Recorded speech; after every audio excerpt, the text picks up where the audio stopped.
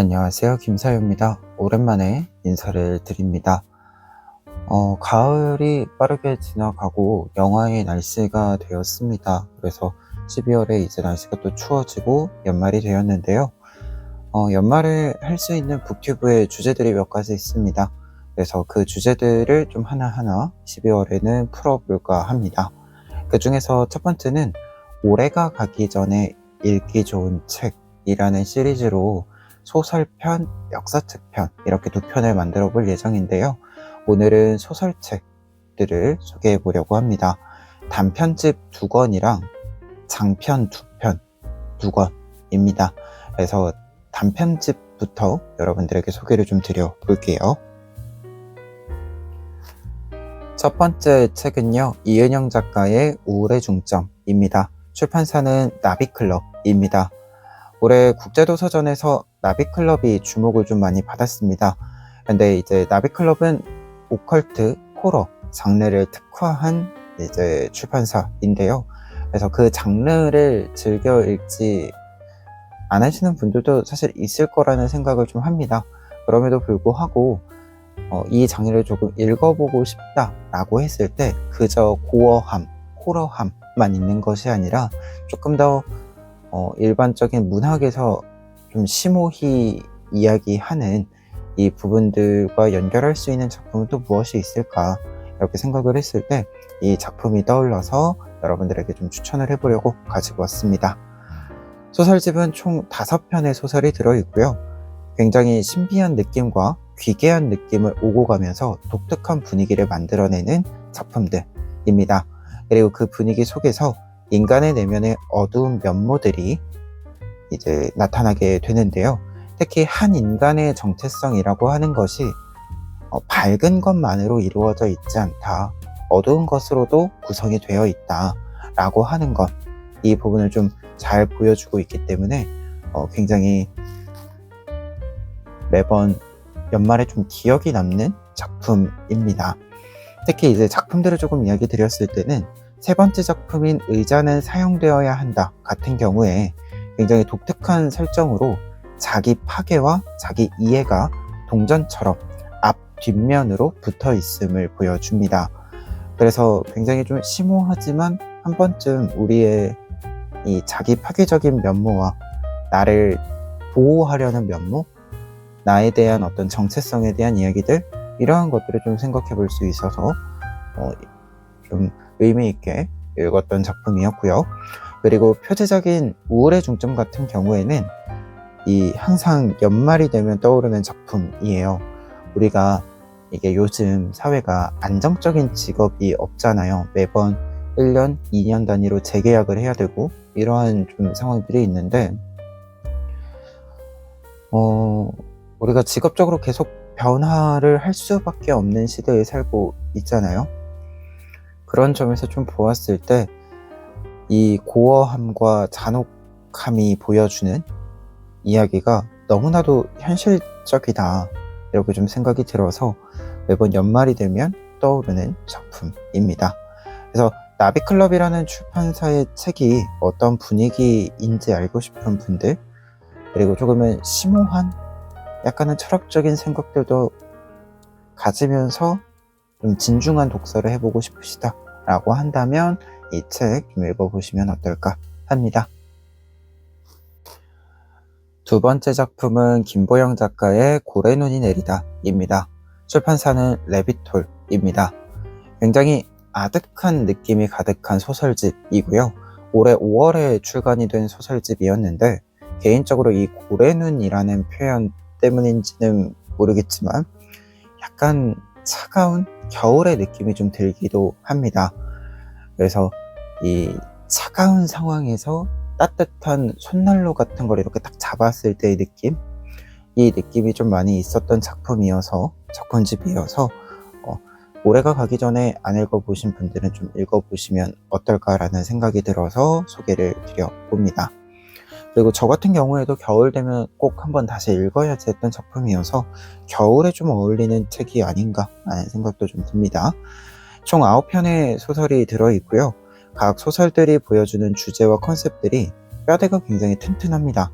그래서 이 튼튼한 뼈대들 위에 나의 생각들을 잘 얹어볼 수 있는 작품들이기도 해서 한 작품 한 작품 읽으면서 살면서 좀 한 번은 생각해 보아야 되는 주제들을 좀 포괄적이게 통과해 볼 수 있는 책입니다. 개인적으로는 고래눈이 내리다라고 하는 표제작도 좀 강렬한 인상을 주기는 했지만, 개인적으로는 이제 껍데기뿐이라도 좋으니라는 작품이 있거든요. 이 작품을 딱 처음 읽었을 때 느꼈던 먹먹함이 여전히 손끝에 남아있는 느낌이라서 개인적으로는 기억에 많이 남는 작품이었고요. 여러분들도 꼭 읽어보셨으면 좋겠습니다. 세 번째 책은요, 김기창 작가의 마산입니다. 출판사는 민음사입니다.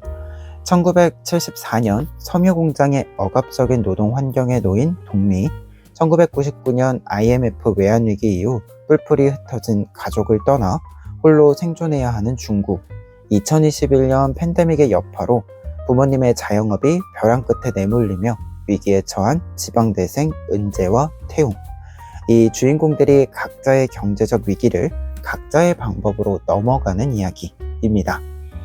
근데 이제 이 방법을 조금 살펴본다라고 한다면 합법적인 면에서 보았을 때 합법적인 것과 불법적인 이 경계선을 좀 넘나드는 무언가가 있어서 굉장히 긴장감이 있으면서도 그것을 풀어가는데 이 김기창 작가의 유머러스함이 더해진 작품입니다.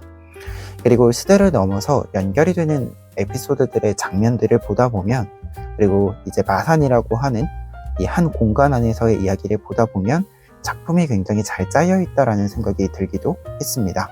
그래서 연말에 너무 가볍지는 않지만 또 재밌게 읽을 수 있는 작품 없을까? 이렇게 생각하시는 분들에게 추천드리는 작품입니다.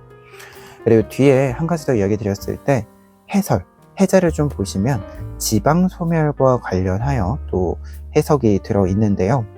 이 해석과 함께 또 작품을 보시게 되면 이 세시기와 마산이라는 공간이 가지는 시간성, 역사성에 대해서도 한 번쯤 생각해 볼 수 있는 부분이 있어서 이 작품을 꼭 해설까지 함께 좀 읽어주신다면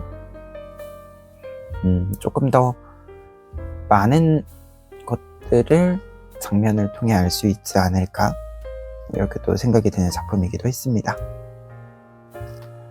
마지막 책은요, 이금희 작가의 슬픔의 틈새입니다. 작품은 단옥의 일생이라고 요약을 먼저 해드릴 수 있는데요. 1943년부터 2025년까지 아주 긴 시간을 배경으로 단옥이라는 인물이 겪었던 역사를 보여주기도 하고 개인의 삶의 이야기를 보여주기도 합니다.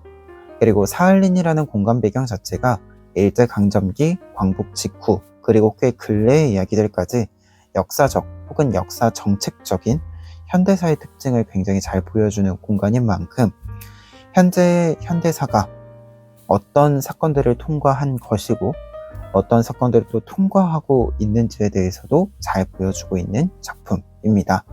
그리고 이렇게 좀 역사적인 이야기들까지 살핀다라고 했을 때 가장 좋았던 것은 그 역사를 살아낸 사람들을 좀 주목할 수 있다라는 점에서 굉장히 좀 의미가 있는 작품이 아닌가, 이렇게 좀 생각이 들어요, 지금도.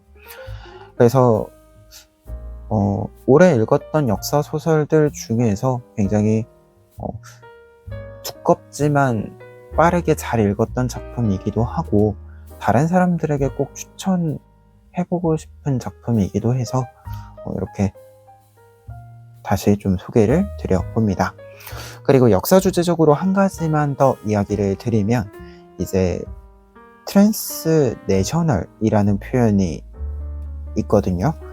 이 이야기를 꼭 하고 싶은데, 다시금 이 트랜스내셔널이라고 하는 것은 우리가 흔히 재외동포, 이제 재외국민 이렇게 좀 표현을 쓰는데, 이 사람들이 가지고 있는 한국적이라고 하는 특징들과 또 그 나라에서 살면서 만드는 독특한 특징들이라고 하는 이 정체성, 특징의 중첩성이 있습니다. 이 중첩에 대한 이야기를 표현해주는 단어로서 이 트랜스내셔널이라고 하는 다중 정체성이라고 하는 표현이 있는데요. 이 작품이 이 트랜스내셔널과 관련해서 보여주는 바가 굉장히 사실적이다, 좀 고증이 잘 되었다라는 느낌이 있어요. 특히 이 트랜스내셔널을 이야기함에 있어서 그 세대가 나뉘기 시작을 하면 세대별로도 특징이 점점 달라지거든요. 그러니까 한국에서 태어나서 해외로 이주한 사람들과 해외에서 아예 태어난 사람들의 또 차이가 있잖아요. 이 차이들 속에서 나타나는 역사성이 보여주는 이 이질성이라는 것이 굉장히 세세하게 세밀하게 표현되고 있어서 단순히 문학으로서 읽는 것뿐만 아니라 그 속에 있는 어떤 역사적인 특징들을 우리가 조금 더 와닿게 읽어볼 수 있다라는 점에서 여러분들이 한 번쯤 좀 진지하게 읽어주셨으면 좋겠습니다. 그래서 고증이 굉장히 탄탄하게 되어 있는 작품이에요. 그래서 연말에 좀 신중히 좀 읽으면서 마무리하기 좋은 작품으로서 소개드려 봅니다. 오늘 4권의 책 소개드렸는데요. 11월에 영상 제작을 쉬었기 때문에 사실 영상을 만들 만한 것들이 좀 몇 개 있어요, 또 따로. 근데 그거랑 별도로 연말에 또 소개하면 좋은 이 책들을 차근차근 또 같이 소개해 보도록 하겠습니다. 그리고 앞서도 이야기 드렸지만 다음 영상은 올해가 가기 전에 읽으면 좋은 역사책을 좀 소개해 드릴 예정이고요. 다를 때보다 좀 빠르게 만들어서 여러분들에게 또 찾아오도록 하겠습니다.